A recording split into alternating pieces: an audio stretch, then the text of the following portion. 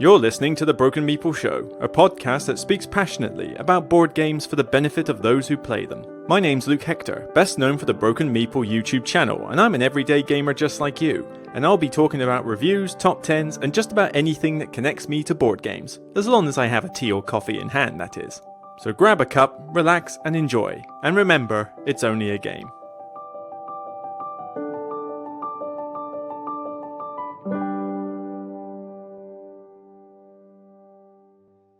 Hi everybody, Luke Hector here for another episode, the last of the year. Yes, this will be the last episode I record for 24 because in less than a week's time, oh god, I cannot wait, I head off on my cruise up to the Arctic Norway area. So we're talking sort of parts of Norway all the way up to Tromsø. I don't know how you pronounce it, but you know, up as high as that.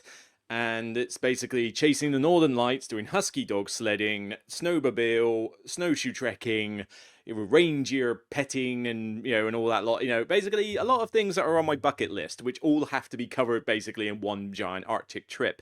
But I've gone mad for this. I mean, I've got a new suit, a velvet suit for the formal nights. I've got I went to Mountain Warehouse in Whiteley and basically raided the whole store for a bunch of Arctic gear. So I've got the coat, I got the leggings, I got the thermals, I got the inner layers, I've got the gloves, I've got the liner for my hands because they'll be the first thing to freeze.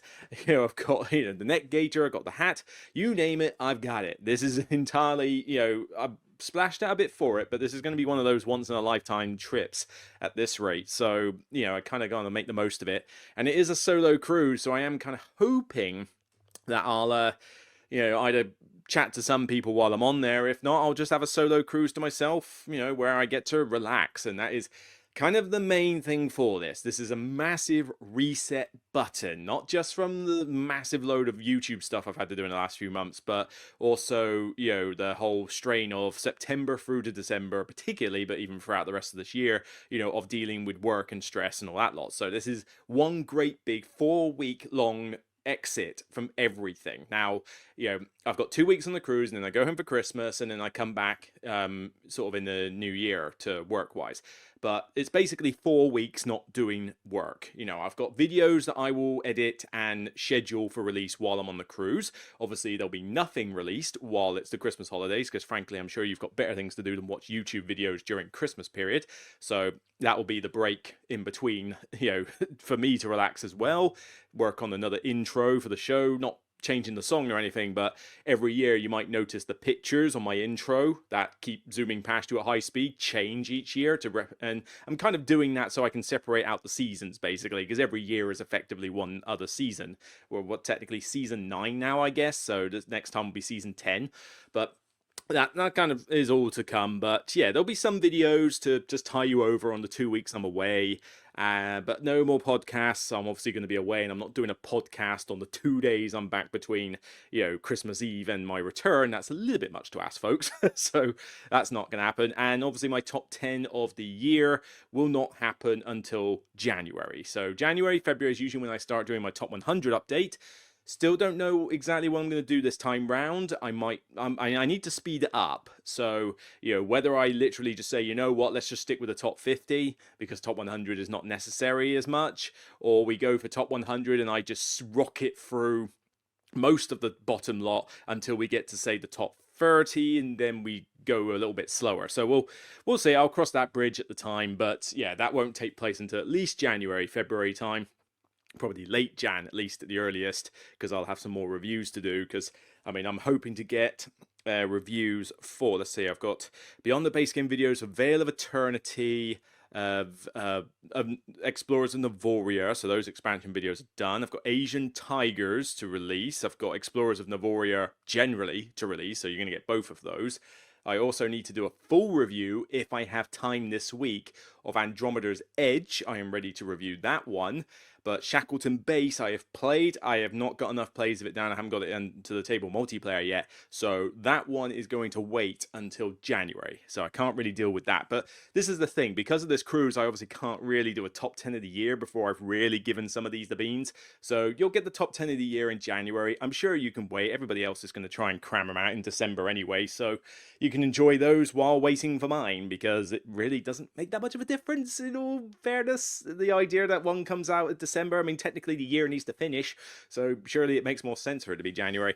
But we shall cross that bridge later. So yeah, that's essentially the plan, but mainly just that reset is going to be so good. I mean, I'll be connected to the internet, I suspect. I'll probably pay for Wi-Fi each day, so, I could respond to comments and do some bits like that, but I'm not going to be recording, anything new, obviously, while on the cruise.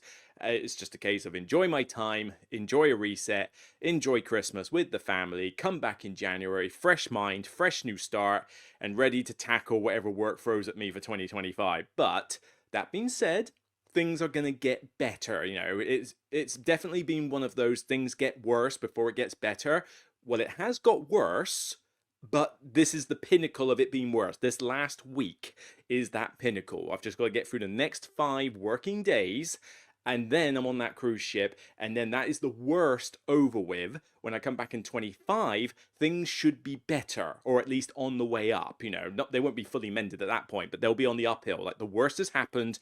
Now it's time to, get through the easier part. So, yeah, all of that in the future. So, how's the channel doing specifically? Well, if I switch on to here, oh blimey, has there been quite a bit.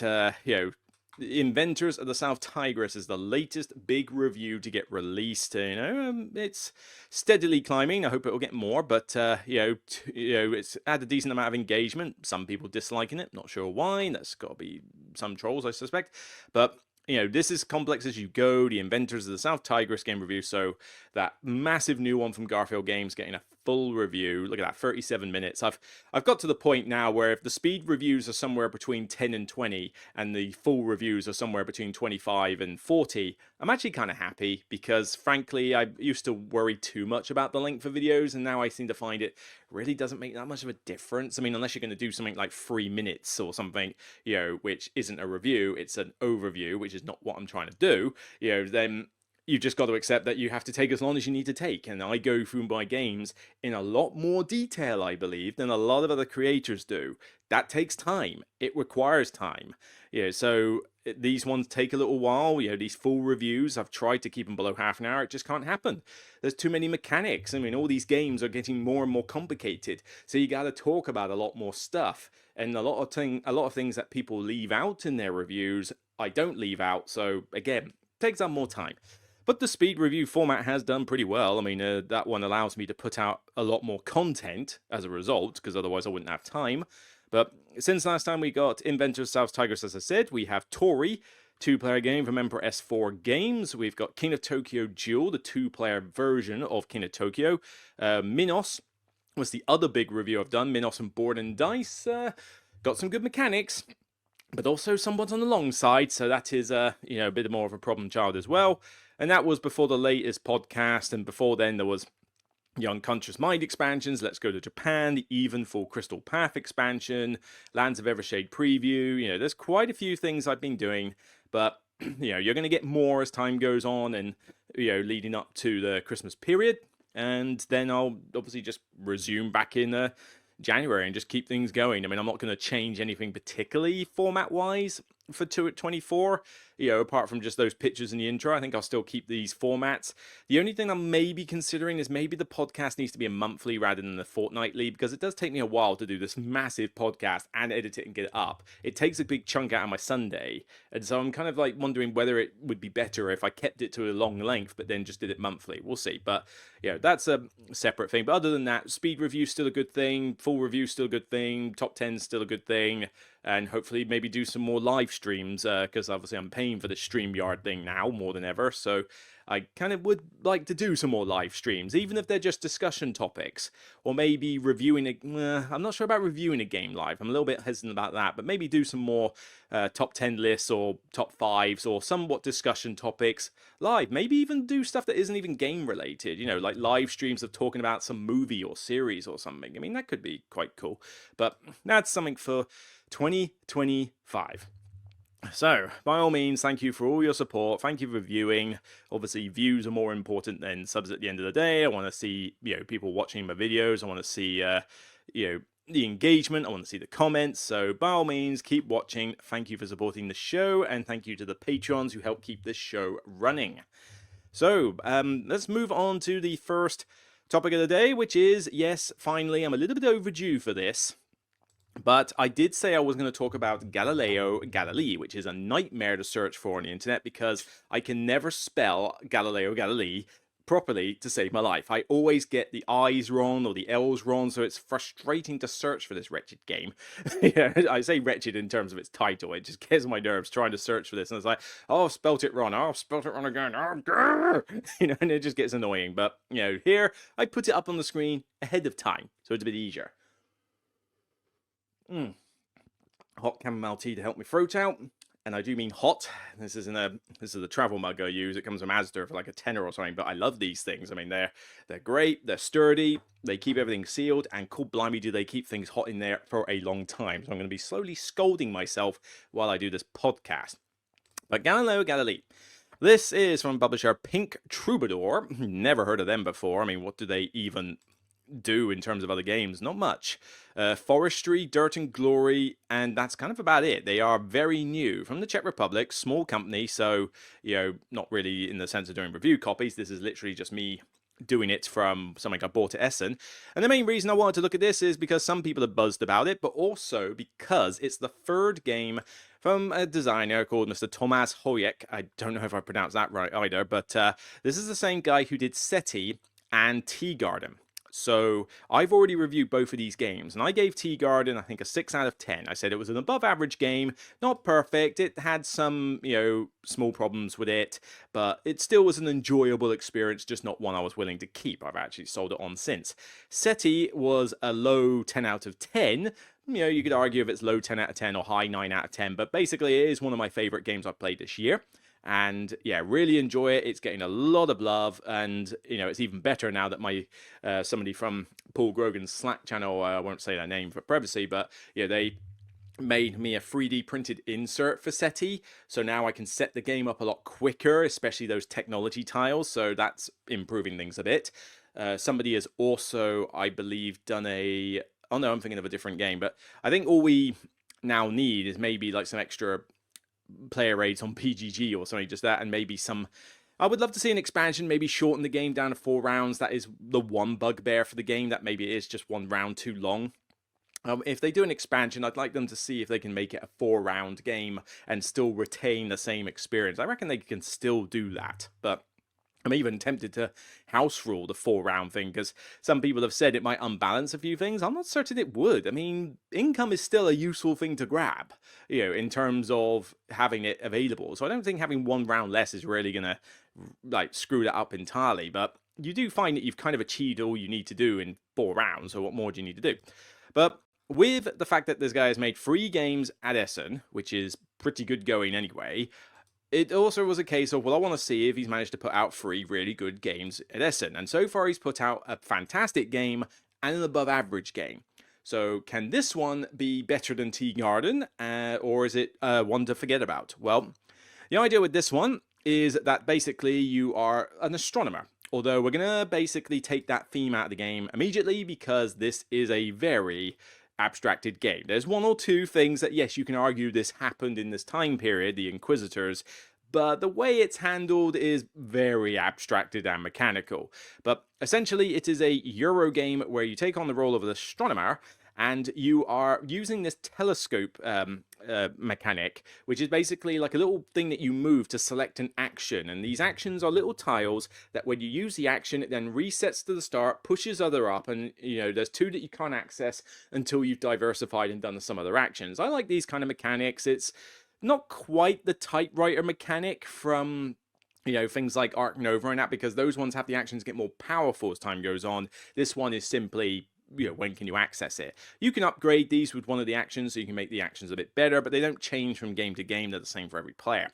But mainly what you're doing is that these planet cards are ones that you are trying to grab.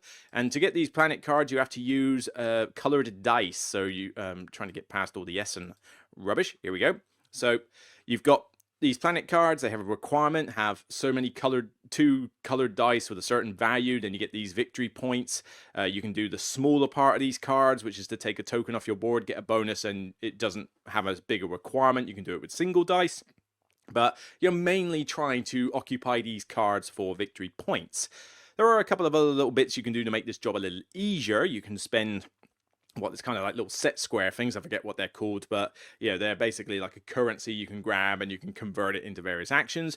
But you've also got these little comets that you can fly off. These flying comets that you can grab off your board that act as a discount modifier to all these cards. But once you've used them a couple of times, they then go onto this bonus track down here. As I say, this is very mechanical through and through. Once you've got these cards, they then go sideways above your board, as you can see here from these book tokens, and essentially these books can be used by mechanisms to move across the cards and get you more bonuses. Because theme. As I say, the theme is somewhat lost in this game, but it's another little mechanic that allows you to generate some cool combos. Now, the main way you're actually scoring points is by these university tiles. So these university tiles are random each game, and there'll be 4 of them, and they'll correspond to an aspect of the game. Inquisitors, upgrades, comets, whatever. And the more you level up your little university on here, the more acts as a point modifier, or multiplier to be more exact, for the thing that you're doing. So this kind of dictates your strategy for the game. On top of that, you've again got this weird Inquisitor mechanic, and certainly I do find this a bit weird. It's, I can't see it fully here. I need a player board. I need a player board from the right-hand side. Come on, give it to me. Give me a right, and here we go. So this one here, you've got these red Inquisitor Meeples. These come and sort of give you a visit when you're doing these other cards. And they start off in your low, like, negative victory point part of your chamber, and you're supposed to persuade them, in quote-unquote, by using an icon for movement to move them across these archways into the other side. But every time you move a single Inquisitor in a turn, no matter how many or how far, you have to check the modifiers above each room, and the net of those moves you forward and back on another track, which is basically negative or positive victory points. This is about as mechanical as you can get for an Inquisitor mechanic. I mean, it is pure abstracted mechanics.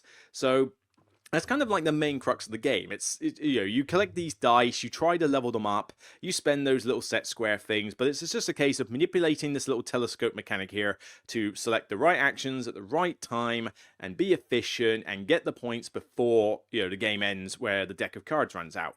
So that's kind of really all there is to it, and the rules themselves are actually not that complicated. It's hard to explain over a podcast, but honestly, this is a fairly simple game to learn. I would dare say it's actually simpler than Tea Garden was. Tea Garden's not that complicated, but there's a few little niche rules in here. Here, it's a pretty clean system. I got demoed at HandyCon first, and it really isn't that hard to learn or to grasp the concept of what it is you need to do and how to do well, but the Inquisitor mechanic takes a little bit longer to get used to, because if you mess that up, you kind of mess up your whole game, really. But the good things on top of that, as I say, the iconography is pretty clear to read. It is a very puzzly little game. You can generate some pretty solid turns, by setting yourself up with some upgraded tiles. It rewards forward planning. So there's a lot of nice things to get your brain ticking, but it's not particularly taxing on the brain. It's still midweight at most. And you've got a couple of little mini objectives you can gun for, and people can aim for different stuff. And the strategies will change a little bit each game, but not by much. There's only so many of these university tiles, and it's basically the same sort of stuff that comes up, and you're basically going to pick 1, maybe 2 of them to spam in the game, and the other 2 you're just going to ignore. And that's basically how you dictate what you're going to do. And that, I'm not necessarily a fan of the game basically telling me that this is what I need to aim for and nothing else. Because this in particular example says, if you do not try to grab the small stuff on cards, if you don't try to move your books really far on those cards, if you don't try to get loads of comets, or if you don't try to get Inquisitors, then you'll lose the game. Because you can't ignore these. This is the bulk of your points. So ignoring these university tiles is basically ignoring the game. So you have to basically pick 2 of these to focus on. And that's kind of annoying, because it just means that, I already did comets in that last game. I'll try 2 other things, and there's only so many combinations of these you can have. And so, the game is dictating what it is you need to do. The Inquisitor mechanic is also something I'm not a big fan of. It's really abstracted and mechanical, and it doesn't really make much thematic sense. But the idea that you've got to jump through so many hoops to move these guys through archways and constantly move up and down this track. It's just a little bit weird. And if you are able to do this bit well, particularly if the university tile is out, this is easily the most powerful thing you can do in the game, because you're already getting positive points for moving these guys without netting you negative modifiers. They're worth extra victory points at the very end of the track rather than being like -10 at the start of the tracks. But if you combine it with the university tile that rewards you for having a lot of inquisitors, the amount of points you can rack up at the end of the game is kind of ridiculous. You know, I've seen people win with this on a regular basis if that combination comes out. Now, there is a bit more of a risk with it, because if you do mess it up, you will probably lose the game from like loads of negative points, but you've got to do something pretty insane to mess it up. Solo mode, you play against a little solo AI. It's a very simple AI, I'll give it credit. It's a little bit on the cheaty side, which I'm not a fan of, but it's very easy to pilot. You flip a card, it does stuff. You know, the typical AI system. It's got action cards that it sort of moves through, and these action cards will upgrade as the game goes on, much like your action tiles, but it simplifies a lot of the other things that it does. So honestly, as a solo game, I actually found this was preferable to multiplayer because it is a multiplayer solitaire game. Oh yeah, through and through. This game does not have interaction in it. I mean, apart from apart from grabbing things that you might have wanted, that's it. There's no other interaction in this game. So this is a solitaire experience through and through. You might as well just play it solo because it's kind of similar, if not identical, to how a multiplayer game would feel. And at least you can, get the game done in a much quicker time. So overall, with Galileo Gallilei, it's okay, but it didn't really wow me. And there's a few people that have gone on record saying that it's like, fantastic and they love it, and that I'm not seeing it. It's got some good stuff about it. I do like that it is smooth, it's not difficult to teach or learn, and it will, get your puzzle things flowing, but it's too dry, it's too abstracted, and it feels a bit rinse repeat throughout the game, but also feels very rinse repeat from game to game, because the strategies don't change that much. And it's just a case of, all right, well, these university tiles have come out, therefore this is what we're aiming for. Pick two and hope that another player isn't doing the exact same two as you are. That's basically it. All the comets and all these little tokens on your board and all the books, they're just basically take it off and get a little bonus. And if that's what you want, fine, but I just wanted something a little bit more interesting, I guess. The components are pretty basic. This is a new publisher, so they haven't quite got the financial backing to make stuff look great. We've got some very basic pieces and very basic dice. The artwork's nice enough, but as you can see, it is basically one big collage of beige with some awesome looking astronomy artwork in the middle of it, but that's kind of it. And it was selling for €55, which is not cheap for this game. I think €55 is pushing it for how much this is worth. When it comes out, I don't know if it's out on UK release yet, but yeah, I'd expect it to be a lot cheaper than that because the components don't really justify that price tag. And certainly the replay value, I don't think justifies that price tag either. So yeah, it's an okay game. I probably would give this a similar rating to something like Tea Garden, but maybe a little lower, because Tea Garden looks better on the table. I like the card system in Tea Garden, and it does allow for a few more sort of interesting, tactical choices, whereas this one is kind of a rinse repeat affair. You're just constantly going through, getting these on cards, more on these on cards, and generating more bonuses. It kind of warrants a 5 or a 6 for me. It's average or above average. Probably fair to say that this is, it's, I don't know what to think of it really. It's fine, but I don't like that Inquisitor mechanic at all. I don't like it being dictated to me. I'd probably say it's a 5 out of 10. It's average. It's an average game. It's not bad at all. I would play this if somebody put it in front of me, but I've long got rid of it. I got bored of it after I played it enough for review purposes. I thought, yeah, I'm kind of done. This game's given me everything that I could ask for it to do. It's offered everything it can.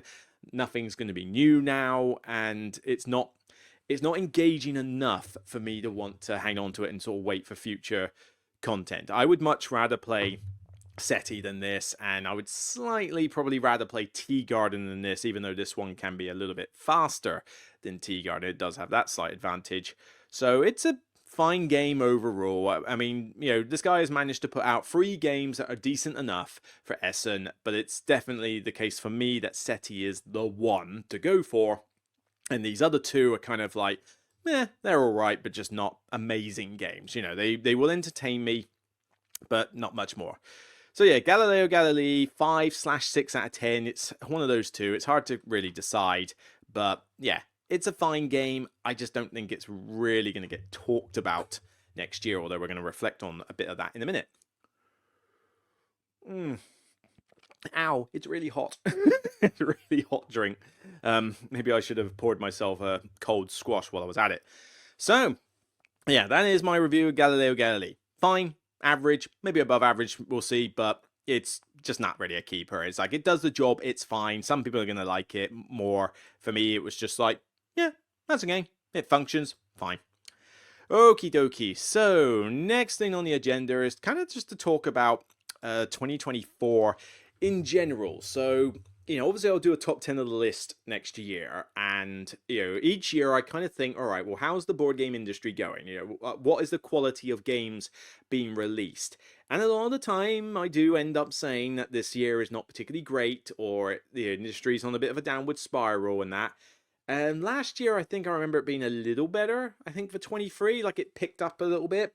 Like, oh yeah, the game caliber last year was a bit better, although I still struggled to get a really solid 10 out of 10 list out. But this year I feel like the quality's dropped a bit. There are some belters, not gonna lie, compared to last year, this year probably has more games that I would rank a 10 out of 10 or get close to. So there has been some belters, but there's also been just a lot of mediocrity all around the place. Not necessarily a lot of games that I would go, oh, this is terrible, bad, hate it. There may be certainly 1 or 2 of those during the year, but that's kind of it.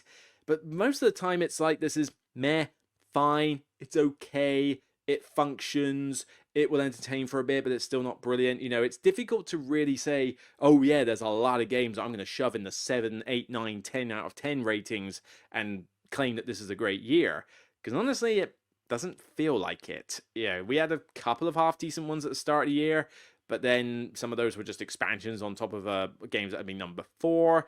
We've seen a lot of re-implementation stuff recently. I mean, some of that was last year, but we know we've had more this year, with Wormspan, for example. So, there's definitely a lot of, oh, we've just re-implemented this game that already exists and we've changed a couple of things. Now give me more money. We've seen examples of that. So innovation is definitely on the lacking side for board game design, but yeah, 24 just didn't feel like it was a big deal. I mean, even Essen, when Essen came around, normally you're like, oh yeah, you got to look out for these major titles at Essen, grab all of these ones. There wasn't really that many, and most of the ones that people were queuing up for ages for were the ones that were just in low stock, like Tea Garden. Tea Garden is not getting that much buzz. I only gave it a 6 out of 10. I haven't heard that many other reviewers giving it that high marks. So it's not like this is the best game since sliced bread, but they were only issuing out pre-orders. You had to wait till Sunday afternoon, and believe me, I did, to try and get a copy, and that was just so that I could review this game. I had to buy it myself. But, that was it. And I even tried another game by the publishers at Tea Garden as well, Atoll, which I can't fit in a review for, but Atoll was very average. I mean, it just, it's kind of meh. It's so meh, it doesn't really give me much of a reaction. But yeah, even Tea Garden's not like the best game around. It's fine, it's decent, but I can't shout from the rooftops about it. And yet this was one of the ones that apparently had people queuing up for it at Essen. So there wasn't really many titles where it's like, this is the belter, you must grab at Essen. There was probably about 3 or 4 that I felt went down that road for legit reasons.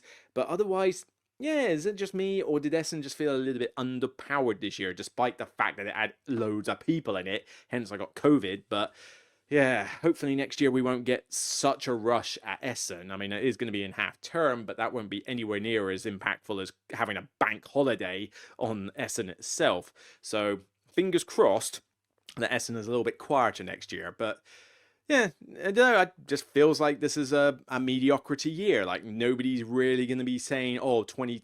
I mean, if people come out and say that 24 is like one of the best years in gaming, then I am seriously going to debate that with them. I have seriously got to question with them, what is it about this year compared to years like 2012, possibly 2016? That was a pretty good year. There was a lot of big stuff there. Some earlier years than 2012. I mean, there's some good stuff in the 2000s that was still pretty solid.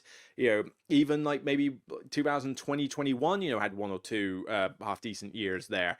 But you're going to tell me that 24 out of all these years is one of the best years in gaming? No, I don't believe you. That just sounds very much like an everything is awesome syndrome kicking in again. Because what was there this year that's going to make you go, this is fantastic as a year?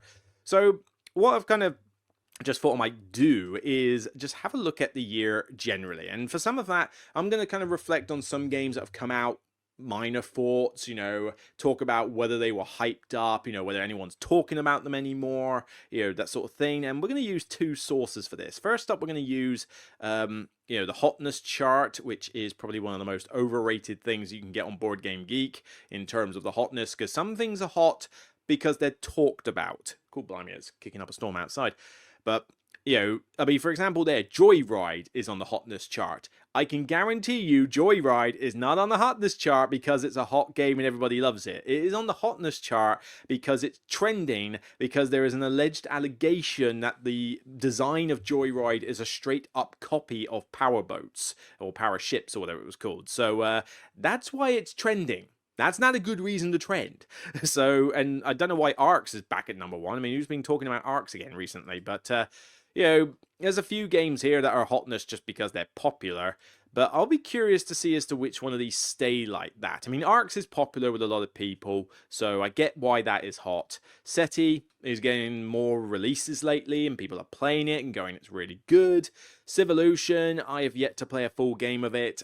I don't know if I'll ever get a chance to review this one because I've only demoed it, and my thoughts on the demo of it were, it's fine, but I think it's way too long. I think the teach is way too long. There's far too much in this game generally, and it's still dependent on a decent amount of dice luck with some mitigation, but not enough mitigation, to deal with that. And it's like, I'm sorry, but dice luck is not something I want to be susceptible to in a 4-hour plus game. That is ridiculous.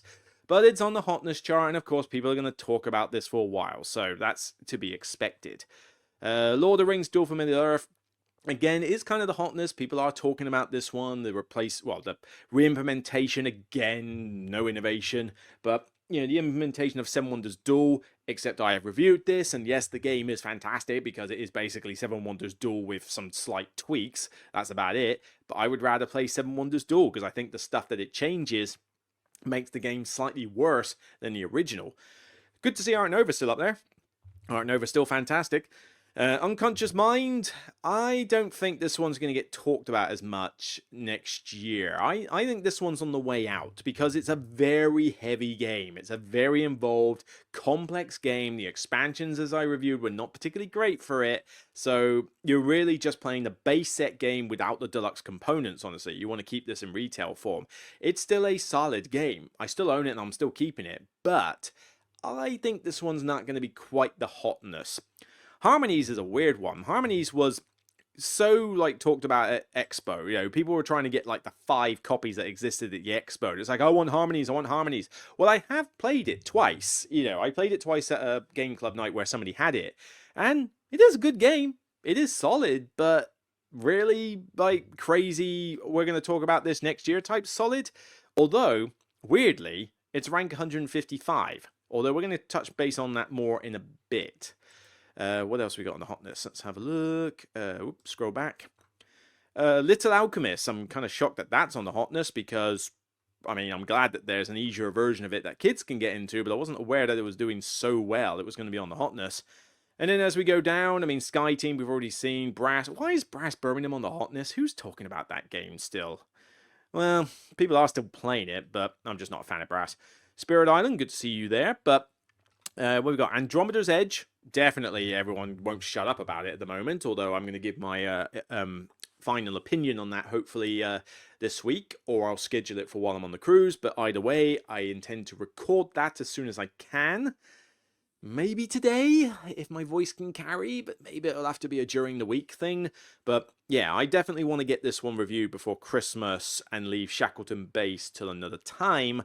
So yeah, we're definitely going to get my final thoughts on that one. But yeah, everybody is talking about it like crazy, so I'm kind of surprised it's this low. And now, yes, David Turczi has given out a few prototypes for Star Trek Captain's Chair. Don't worry, I haven't got one. Go figure. But this one is going to be quite popular because this is effectively a Star Trek re-implementation of Imperium, which I do think is a really great game, despite being a bit too overwrought with rules, susceptible to publisher issues with component quality and rulebook quality, and also just a bit over the top, maybe like needed some fat trimming. Well, this one apparently is doing most of that, trimming the fat to give you a similar Imperium feel. Well, great. That sounds great in my book, but I won't get to try this until it's pretty much released because, I haven't exactly rated a lot of his games highly recently, so I'm pretty sure he doesn't want to send me anything on that basis, which kind of makes sense.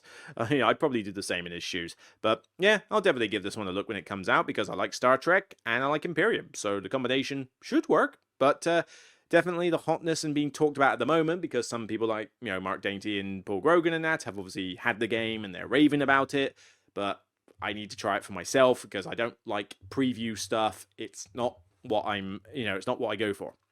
But all right, well, let's have a look at the 24 releases. So what I've done is I've basically just put on the page 2024 and organized it by rank. So we're going from the most highest ranked game on Board Game Geek from 2024 only releases that aren't expansions. So we've already got Harmonies. Harmonies 155. That is nearly a top 100 game. I just don't see that. And I mean, how many people have voted on it? 8,000 people? But they've all rated it highly. This just feels like it's been propped up by hype and, a lot of voters. Because the game is good. I'm not saying it's bad. I think it's really good. But, there are games that do things a little bit easier than it. You've got things like Cascadia and stuff like that. But, and this feels kind of like Cascadia Plus in terms of rules and that. But it's fine. It's a good enough game. But 155 best game ever from only 8,000 voters. Bear in mind, a lot of games get a lot more votes than that. But, I don't know. I do feel that this one is just being a little bit inflated. But are people going to talk about it next year? Who knows? I mean, it hasn't had a decent worldwide distribution yet, so maybe its time is coming.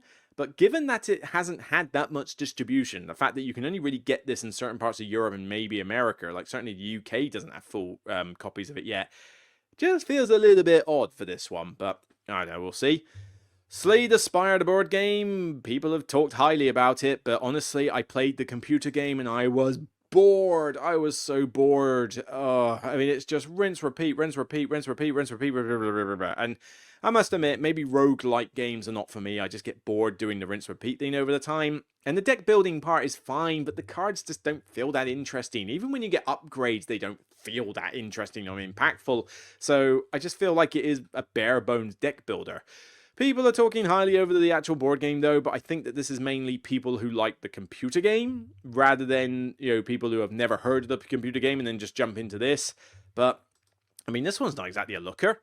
I mean, yeah, it's obviously nailing the look of the video game, but then the video game looks pretty bland and this looks pretty bland. So I don't know. I don't see this being that great a game to be ranked 179.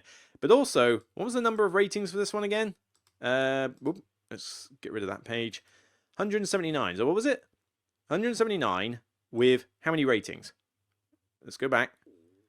3,000 people. 3,000 people. And this is why Board Game Geek is absolutely broken. Absolutely broken.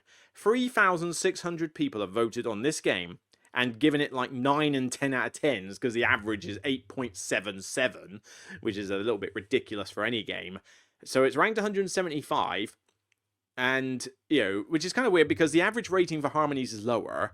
It's had more people, but yet the Geek rating is slightly higher than the Slayers. But I don't get how their systems work. This whole database, I love having this database as an information service, but when it comes to a ranking system, the whole system is just frankly broke and useless. It's absolute garbage. But you know, why do they need to shut it down, or what? Well, why do they need to re-implement it and make it actually work? Well, they don't, because they're the only one around. This is what happens when you have the monopoly on these things.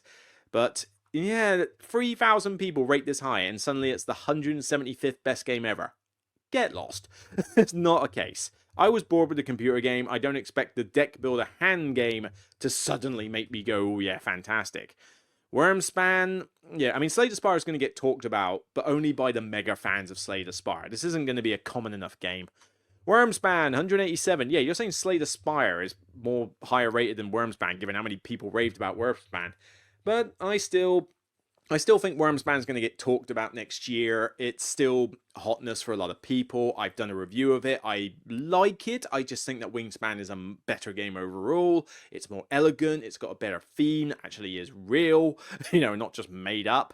It's got less hoops to jump through. It's not just, oh, I'll level up tracks. Because, I mean, you know, one of the big, like, guilds that you have in this game is literally just a track whoopee-doo. You know, tracks are not interesting, people. I keep trying to tell you this, but you don't listen. You know, but yes, you know, yeah, it's fine. It's a fine game. But if you're going to give me a choice between Wormspan and Wingspan, there's no contest. The mighty eagles of Wingspan will chew on the desecrated remains of Wormspan lawn, in my mind. Arcs, 193. Only 5,000 people rated it, and, you know, it's 193 ranked. I mean, I get why some people really like it, but by all means, go check out my review for that one. I mean, what did I... how's that review doing, actually?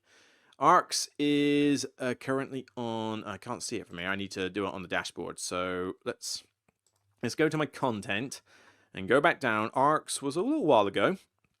I think I did it in August, so it must have been before Mass Effect. Clink, drafting right, best in work. There we go, Arcs. So that is probably my most highest performing video this year. 16,500 views. 16,500 views. 86.9% likes versus dislikes. Yeah, this one had a bit of a pushback from some mega fans of this game, you know, but this one is where I gave the game an average rating. I had to say what I liked about it, I had to say what I didn't like about it, and it kind of met in the middle to create a game that I can see why people really like it, but I am not one of those people that really likes it. I think it's got too many issues, particularly with the fact that the cards just dictate your game. And I know people are going to dispute that, but I'm sorry. If I've got 5 goals that I need to achieve for points, and I'm doing well on 2 of those goals, and you don't give me a selection of cards at the start of the round that allows me to actually put those goals into play, because you only get to pick 3 out of the 5 or 6 that are available. If I don't have the cards to initiate the goals, I am in a much worse position than someone who doesn't have to do that. That is just simple fact. Okay, that is not like hyperbole. That is fact. So, you know, but that seems to get ignored by a lot of people. But as I say, check out my video. I go in a lot of detail about it. I mean, how long is that one? It's a 39-minute one. I think that is probably my longest review I've ever done. This one required me to go into a lot of detail. And I say, despite the fact that 100 people didn't like it, 688 people said otherwise. So it's basically a fight between the people who have played this game or want to know about this game versus the mega fans of the game. So certainly the mega fans will not have you say a bad word about anything made by Leader Games. But yeah, I honestly, you know, I find it overrated. But yeah, 193 people are still going to talk about it. Lord of the Rings Duel for Middle-earth, 199. No surprise, although Seven Wonders Duel is presumably higher in the rankings. I mean, where's Seven Wonders Duel? Seven Wonders Duel is ranked... Oh, 19, of course. Yeah, so I would expect Seven Wonders Duel to remain high and this one not as high. But again, only 4,000 people have ranked it. I mean, there's not many rankings for a lot of these, and yet somehow they're being pushed into the top 1,000s, which is kind of odd.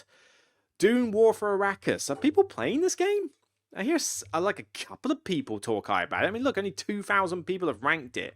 That is a minuscule number, you know, of people who even own this game. But is anybody talking about this one? I've heard a couple of people recommend it to me, and I'm not even sure what it's supposed to be based on. I mean, this is based on a... Does it say? I can't tell if this is... it's 1 to 4 players. Is this based on War of the Ring? Or is this based on the original Dune game? I don't actually know, but... Cool, that's not a very good looking board. But I don't know, is it any good? I don't know. I have very little faith in anything that Cool Mini or Not do, because usually it's just, oh, look, here's my funky miniatures, and here we go, look, a big worm miniature and stuff. And then the game design kind of comes second.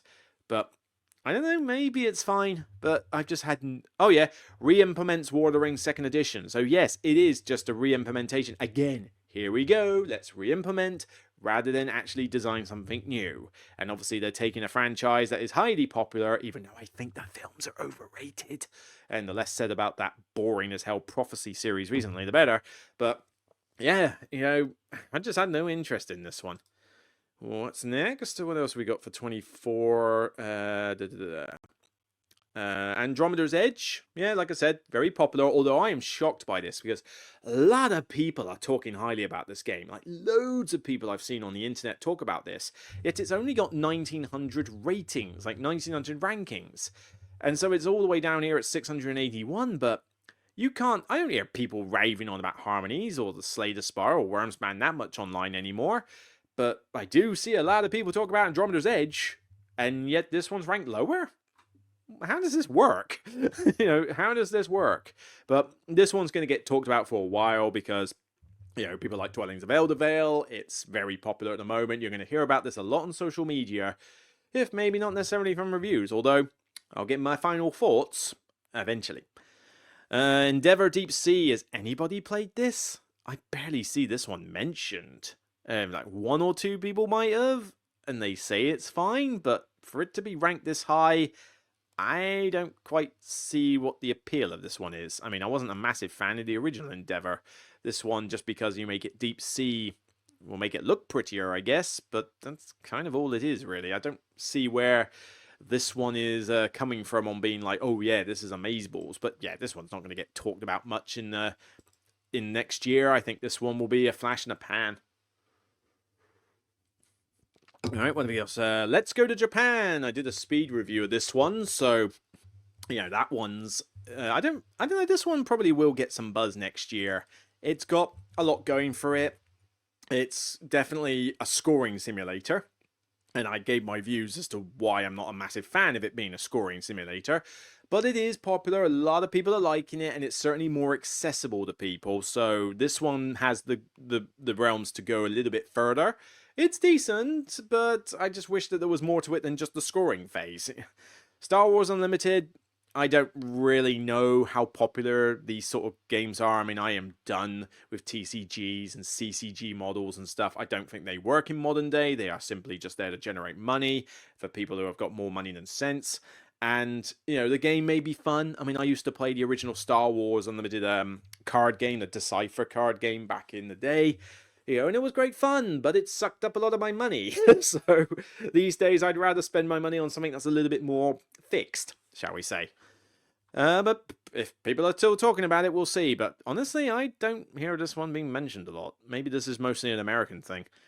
Unconscious Mind, I think it's going to get some talks. It has fulfilled to people. People are playing it, but I feel that this one's just a bit too niche. You know, it's very heavy. Very few people are going to be able to play this easily. And so I reckon this one will fade into the next year while we wait for the next heavy title to make everybody go goo goo gaga, but which will probably be Speakeasy from Eagle Griffin, and possibly Galactic Cruise from Kings and Keys, or whatever they're called, Keys and Gains.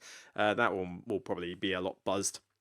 But yeah, I can see Unconscious Mind dropping. I don't think that this one's going to go much higher than 884, although only 2,000 people have ranked it. So, as I say, it's only been released on Kickstarter. I don't know if it's had a retail release. I feel like it has. Seventh Citadel. Okay, ranked 889, and yet only 1,600 people have ranked this game. I have not heard anybody talk about this game. You know, I mean, the original one that re-implemented this, what was it called? The 7th Sea or 7th something, I can't remember. But, yeah, 7th Continent. 7th Continent was basically filing cabinet the game. The amount of stuff that you had to do with the cards was just kind of insane. You know, it took up so much time just to fiddle with cards. But not a lot of stuff on here. I mean, it's the same people reviewing it for the most part. So let's have a look. Is there any actual review? So this is all preview stuff. That's all previews. So there is actually a review, but a campaign. I don't see why it needed a campaign. But yeah, not that many people have reviewed it, and I think most of this is, Kickstarter backers have received it and gone, it's great, and that's about it. But then when you really see something on Kickstarter, you're kind of almost impartial to actually like it because it's a Kickstarter. Inventions, evolution of ideas. People have talked about this one, but I think this will be a flash in the pan. I don't see this being talked about next year much. I mean, as soon as Speakeasy comes out, people will forget Inventions was a thing. And Inventions was barely average. I mean, I really bounced off this one. Vital Lacerda has made some of my favorite games behind my head, which people seem to forget exist when they think I don't like heavy games. But Weather Machine was above average at best. Inventions was barely average. I'd say below average. This one was just boring. The mechanics in it aren't fun. They're not interesting. In many ways, they're not even thematic. I mean, why are you building tiles on your player board to generate victory points in a weird pattern fashion? I mean, that makes no sense whatsoever, but this one just felt like a misstep. I didn't feel like I was inventing anything at all. I mean, you got all these cool inventions here, like the wheel, domestication of dogs, and, multi-use rockets and automobiles and stuff. And they're just basically a card with a duration figure and victory points. It's boring. It's just not that engaging. I found this one a dud, and at no point do I really want to play it again. But and there are some people that love it to bits and say it's the best thing ever, and I am just not seeing it. I don't know where this is coming from. I think just as soon as you put something heavy and big and expensive in front of people, particularly if it's by the Vital Lacerda, they're just inclined to love it. Because he's done far better stuff. These four behind my head are far better, and these are his older titles when theme meant more. But I think this one will be a flash in the pan. I think we're in a phase where people have had it, they've bought it, they've tried it, but look, only 1,800 people have reviewed it, and even then, the geek rating's quite low, even if the average rating by people... I mean, this is the thing. This is another reason why this system doesn't work, right? The geek rating, I mean, I don't know how the geek rating itself calculates. It's kind of weird. But this is the average rating by the people who have voted, right? And look at this. 8, 8, 8, 8, 8, 8, 7, 8, 8, 8, 8. I mean, they're all decimals, but yeah, 8, 8, 8, 8, 7, 7, 7, 8, 8, 8, 8, 7, 7, 7, 9. I mean, there's one with 9, but apparently it's ranked 2,000. How does that work? But as you can see, not a lot of people rank these games, because a lot of them are released but not necessarily to the general public. They're just Kickstarter releases, or they were Essen releases, etc. And so the mega fans are the ones who are on here ranking it this high. I mean, for your average rating to be 8.5, that means that a load of people must be ranking this 10, 9, and mostly 8, but then you would have a few people ranking it average, but again, there's not that many people ranking it. It's just dominated by those who want super things. I mean, Ezra and Nehemiah, next one. 1,600 people, again, 8 average rating. I reviewed it on a podcast and just found it meh. It's average, above average. It's an okay game, but there's nothing really new in it. It's beige all over. It is themeless. It's just, to the point where I even got the religion wrong when I was talking about it. It's like, whatever. It's fine, but it just functions. It's another case of mediocrity. SETI, though. Look at SETI. SETI is getting a lot of buzz online, right? Only 1,500 people have rated this one, which is kind of insane. But loads of people online are talking about it. Loads of people are reviewing this and saying it's really great. I reviewed it and said it was really great. And it's ranked 1,017.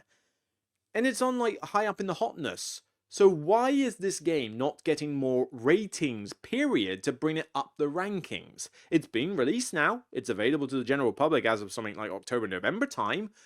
So what gives? I don't get it. And it sort of says to me that a lot of the people who play games more for fun and the casual gamers obviously don't look at this website or barely even know it exists. So they're the ones playing this game and going, it's fantastic, but then they're not the ones coming onto this site and rating the game. The game's amazing, but to see it ranked 1,000, this is going to get talked about way more than some of this stuff up here. I mean, nobody's going to be bawling on about Slay the Spire or Doom War for Arrakis or Endeavor Deep Sea next year. Those will be very much flashes in the pan. And yet, SETI won't be a flash in a pan, but it's ranked low again. Garbage site. I know nothing about Skyrise, nor heard anyone really talk about it, so can't really say much about that one. Emblem Space Agency. This is one of the higher ranked games this year. I barely know anything about this one. I don't know many people who have talked about it, although it's had more people rate it than others. So there is that. Windmill Valley. I like Windmill Valley. Gave it a decent rating. Even taught it at GridCon, actually. But only 1,500 people rate it. But Windmill Valley I can see being kind of flash in a pan. I think that'll die off next year. I mean, let's face it, not that many people have even talked about it at the end of this year. It came out around the Expo time and it got some buzz then, but not a ton. But it's already not getting talked about as much or looked at on social media and stuff, and it's not even the end of 24 yet. This is how short a lifespan some games have, and I think this is kind of what is the problem with the industry. These games have such a short shelf life, a short half-life effectively, that the whole idea of let's just push out a game as quickly as possible so we can just keep people in the public eye is what's dominating the industry, and I don't want that. Give me less releases in a year, but make them releases that will stand the test of time.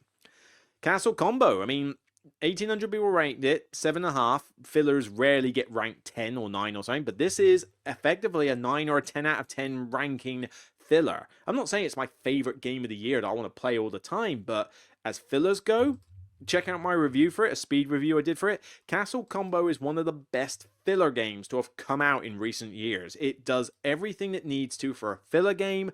It's quick to teach, quick to play, has enough variety, has you thinking about what choices you make, creating combos. It does everything it needs to on the box, on the checklist. And yet it's ranked 1,500 because unfortunately when it comes to filler games, gamers just don't give a monkeys about filler games. They just want to rank something that is big and expensive and huge. That's what they want to do. Oop, I've gone back too far. Here we go. All right, let's see, my throat is starting to hurt and we're up to 56 minutes. All right, I'll do a couple more. Let's have a look. Gloomhaven, Button and Bugs, whatever. This is the Gloomhaven mega fans that are going to rate this one. Nobody's going to talk about this. I mean, hell, honestly, do you see that many people talk about Frosthaven much? Gloomhaven was one of the most hyped games ever, and I still think it's overrated, but, people would still bang on about it. Frosthaven came out, obviously, initially, people were like, oh yeah, it's Frosthaven, it's automatically amazing because of Gloomhaven. Does anybody talk about Frosthaven much anymore? I know one mate who plays it a little bit with some other mates, but that's about it. Other than that, I don't hear anybody talk about this game. This was meant to be one of the biggest releases that we had in recent years or something. And it's like, oh, yeah, that was a thing, apparently. Primal the Awakening, I don't know anything about that. It's a Kickstarter miniatures game. 1,000 people have ranked it, whatever. This is just Board Game Geek's system. Nobody's going to be talking about this. Captain Flip, I think this won the Spiel des Jahres or something, didn't it? I can't remember, which is probably why it's ranked a bit higher, but never played it. At some point, I'll try it. Imperium Horizons, good. It's a very good game. 8.61 is a bit high for an average rating, although only 700 people have ranked it. So, yeah, go figure, Board Game Geek. And this is basically just an expansion to the two that came before it. It's just that it's standalone, so, not much you can really sort of hype this one up. Heroes of Might and Magic 3, the board game. Is this a thing? I mean, I don't even remember this one releasing. I mean, this was definitely just a Kickstarter release. Twice as many people have ranked this, and then some, than Imperium Horizons. That's kind of insane. More people have ranked this than Gloomhaven, Buttons and Bugs, and, some of these other ones. Jesus Christ, how does this work? What have we got? Yeah, I was wondering where Civolution would turn up. In fact, we'll end it on City. So what have we got? Agemonia. Paul Grogan talks about this one a bit. I played a preview copy of it and I thought it was meh. It functions, it's fine. But look at this. 9 average rating. That means that loads of people must have been giving this 10s and 9s. Has this been inflated? I mean, bear in mind, this whole site is susceptible to review bombing, both positive and negative. But 700 people have ranked this game. 9.01 average rating. Are you kidding me? This was fine, but no, it is not 9 out of 10 levels. And barely anybody's got this game, so why on earth is it like, sort of, this one won't be talked about next year unless it gets more public release. I'll skip ahead a little bit. Sultan Sea and Cities, flash in the pans. I don't see that many people talk about them. Devir released too many games. Devir need to dial back the number of games they release because they just blend together now. They release so much stuff that every time I play one, I just go, Yeah, that exists. Yeah, that exists. Yeah, that exists. Yeah, that exists. And it just feels like rinse and repeat. And Cities and Salton Sea, look the same in that respect. But here we go, Civolution. Only 800 people have rated this game, and the reason it's only 800 people is because only 800 people in the world probably have the time and effort to play this game. This is a bit like Voidfall, where it takes a while to set up, takes a million years to teach, takes another million years to play. I would probably rather play this than, I don't know, would I play this over Voidfall? I don't know. If you were to set Voidfall up for me for a solo game, so I didn't have to do any of the setup and I knew the rules in my head, I'd probably play Voidfall. But Civolution has got some good stuff going for it. I do love the strategic variety in it, and the fact that it is really a sandbox. But an hour to teach the game and 3 to 4 hours to play the game, that's just too much. Even for a solo game, the time it takes to play it is a bit too long.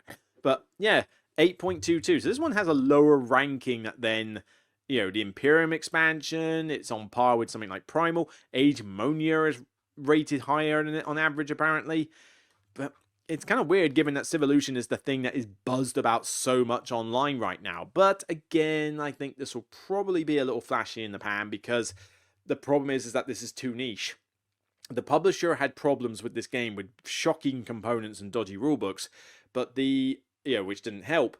But this is such a niche game that is going to be played by Feld mega fans who are just going to instinctively love it because it's Feld, and that's it. No casual gamer is going to go anywhere near this game. I mean, hell, I don't think I've even got time to review it because of the amount of time it's going to take to teach and play it. Who the hell's going to play this with me on a regular basis to give it the beans? It's going to take far too long, and I do not want to sit through a 4-hour game of this and an hour teach every time I play it with 4 players. That's just not going to happen. So you might just have to leave that one to other people, frankly. Despite the fact that also I'm not the biggest fan of Feld's. So yeah, I mean, oh god, yeah, River Gold. Yeah, River of Gold, I mean, that's a really great game. And yet, only 1,000 people have ranked it, and it's 2,190. I would put River of Gold miles above some of this other stuff. Come on. Certainly, I would kick Slay the Spire out of there and put it on 175 rather than that. It's more... Yeah, why? I don't get this system. So, yeah, I know it feels a bit like a ranty thing, but 24 did have some good stuff in it. It's just, I think as a year as a whole, I think it's just going to be one of these mediocre years that's going to get forgotten. There were not enough belters this year. There weren't enough seriously popular games this year, apart from less than 10 that might have been like ones, oh yeah, this will be talked about next year and played by a lot of people. But as you could see from that list, Board Game Geek is skewed towards a lot of the big, heavy stuff, and that's not what lots of people are playing. This year didn't have enough solid belters that could be played by anyone. Like any gamer could be introduced to them. They don't have to be gateway games, but they could be light, they can be more accessible. But as you could see, a lot of that was dominated by big, heavy, monster, huge, £200 deluxe all-in games that are only out on Kickstarter. And I need the industry to stop doing this all the time. Dial it back, release less games in a year, for each publisher. Don't spam the industry with stuff. I mean, I play a lot of Czech Game Edition stuff, for example, and I love their stuff. And Garfield Games, they tend to release 1 game a year. They always release 1 game a year, but it's still only 1 game a year. They're not spamming me with releases. Well, actually, 1 game a year, maybe 2. They do those spin-offs and that, but Czech Game Editions. I mean, what did they release this year? SETI and Little Alchemists. That was it. 2 very fundamentally different games. They released them about the same time. Very different games. And I think they're really cool. I think they're really great game. Well, Little Alchemist is pretty good, but, I'm talking mainly about SETI. But, SETI, Lost Ruins of Arnak, they put out really solid games, but they don't release 1 million games a year. And that works for me. But when you spam and spam and spam, like Devir Games, for example, A, I haven't got the time to play all your games, and B, your games just feel like mediocrity. You can either make a couple of games that are absolute belters, or you can make a bunch of games that are all mediocre. I would much rather you did the first of those 2 things and just made a couple of belters, even just 1 belter. Make 1 game in the entire year, but make it one of the best games ever. Furlan Spiel know how to do it. Furlan Spiel release 1 game a year, and that's it. And how popular do you think they are? I mean, Black Forest is certainly getting a lot of praise lately. How popular is Arc Nova still? They know how to slow things down. So, think about it. That's how it should be. But, I've been going on too long. That's kind of my thoughts. What are your thoughts on 2024? Do you think this was a belter year for games? If so, why? Do you agree with me and think it was not a particularly good year? If so, why? Do you actually think it was a worse year than I do? Because I think it was not necessarily a terrible year, but I think it was a mediocre year. If you think it was terrible, then let me know your thoughts as well, because they're quite fun to read. But just let me know your thoughts. But that's it for me. This is it. This is the last podcast before the end of 24. I will see you on the next podcast in 2025, episode 105. We'll just keep things going. But obviously, check out the reviews and stuff that are going to get scheduled up to Christmas. And other than that, just enjoy your break. I'm going to enjoy my cruise 2 weeks and then Christmas and then doing what I please back home. I'm just going to enjoy myself and relax. I need this reset. I need to be reborn. I need to be reborn as a new person, in terms of my, stress and health levels. And that's going to happen over the next 4 weeks after we get through this week. One more working week of hell. And then 4 weeks of hopeful bliss. That's kind of what I need. Just a big reset button, boom, so that when I come back in 25, I feel reborn. Hopefully it's a good holiday for you as well when you get there. Enjoy the time with the folks. Happy Christmas to you all. And I will see you on the next Broken Meeple podcast. Take care. Bye for now, everyone.